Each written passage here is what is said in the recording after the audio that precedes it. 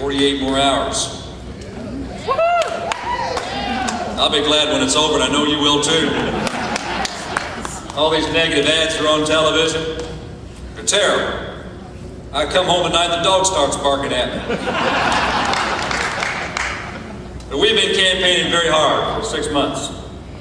And for the last couple of days, we've been campaigning. When I say we, I'm talking about my wife, Betty, my daughter, Libby, who is with us here. So would you give them a...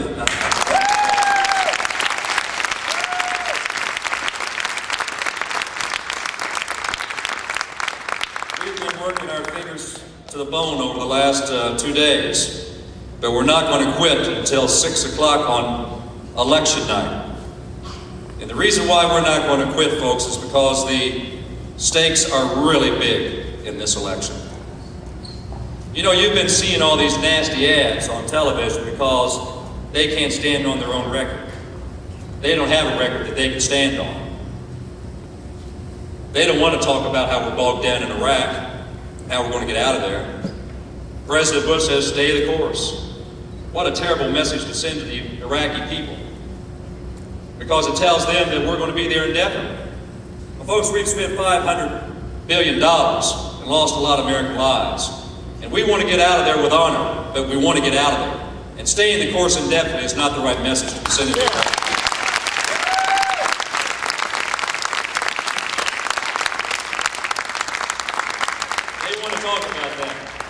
They don't want to talk about this huge budget deficit that we've got in our nation's capital now. $9 trillion. The second largest payment in our nation's budget is the interest that we pay on that debt. And what's the Republican answer? I'll quote from Dick Cheney: deficits don't matter. The great, grand old party, who used to be the party of fiscal discipline, now says that deficits don't matter. What happened? Well, I tell you what happened back in the year 2000. Bill Clinton balanced the budget for the first time in over 40 years. And if you give Democrats a chance, it will balance it again. Pay-go rules and spending caps. We are the party of fiscal discipline.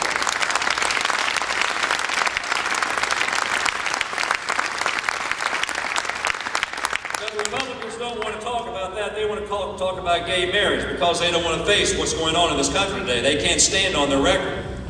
45 million Americans don't have health care, ladies and gentlemen. And you know what my opponent said about 2 weeks ago about those 45 million Americans? Those 45 million Americans really don't want insurance. They'd rather buy color television sets. That's a quote from my opponent. That shows you how out of touch he is. He wants to talk about gay marriage, but he doesn't want to talk about 45 million Americans without health insurance. Because they can't stand on the record. They offer no solutions. Energy independence. Now, how do you expect 2 oil men in the White House to give us energy independence from oil? They don't want to stand on, they don't want to talk about the issues because they can't stand on the record.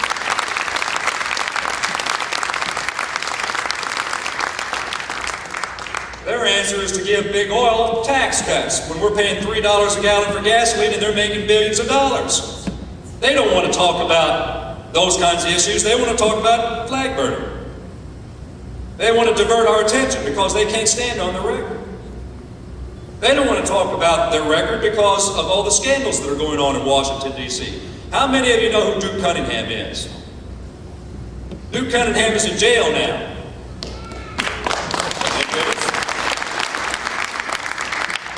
To the tune of $3 million. And did Congress ask that first question of Duke Cunningham what he was doing? They did not. How many of you ever heard of Tom DeLay? I know you heard of Tommy. Tommy's been a Dottie now, no longer a member of Congress. How many questions were asked of Tom DeLay when he was in Congress by this Republican Congress? Actually, he was asked several questions. He was interrogated. And the chairman of that committee, of the Ethics Committee, a Republican, was removed from that committee by the Republican leadership because they didn't want their own being investigated.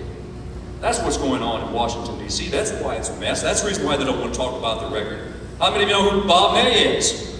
pleaded guilty the other day. How about Tom Foley?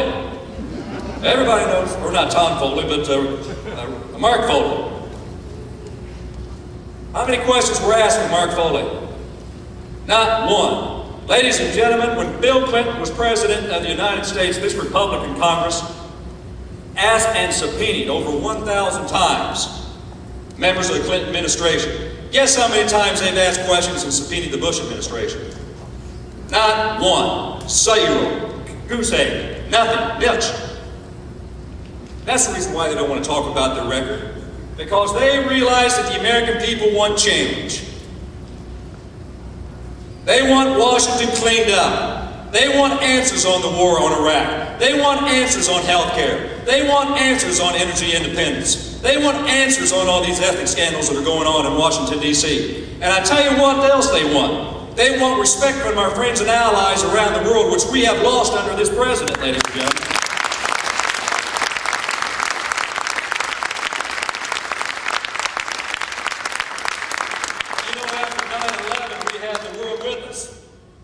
In a very few short months, this president trashed that goodwill. And the only way it's going to change if we start to put Democrats back in power. Then we can go to our friends and allies and say to them, we know what you've been thinking of us, but it ain't our fault. We apologize and move on. And get the world with us once again, so that we can fight these battles around the world. The world is unsafe. As a matter of fact, the world is more unsafe today than it was before 9/11.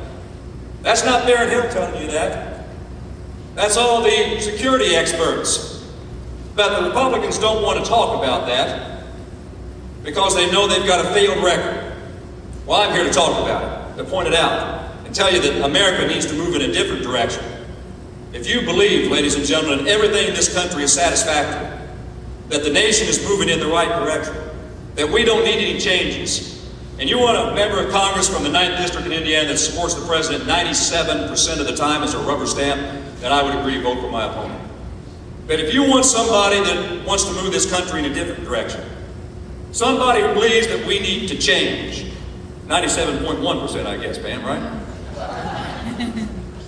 If you want someone who's going to be an independent voice for Southern Indiana, who will cause change, wants to move this country in a different direction, then I'm standing before you, because that's exactly what you're going to get.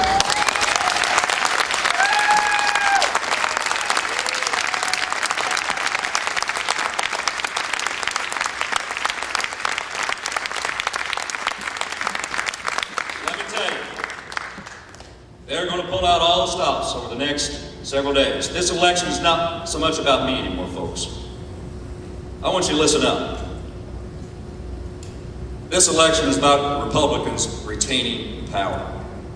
They are scared to death that the Democrats get the majority in the House of Representatives that will start asking the tough questions. And they want to retain power because they don't want the tough questions. That's what this election is all about. That's the reason why you have all this negativity coming into the 9th District and millions of dollars being spent by the Republican Party to defeat me. The stakes are high.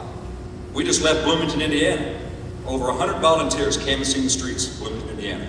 Yesterday, we made 30,000 telephone calls across Indiana to talk to Democrats to get to the polls on Election Day because the stakes are high, folks. The only way we're going to get this country turned around if the Democrats come back to get a majority in the House of Representatives and start asking for that.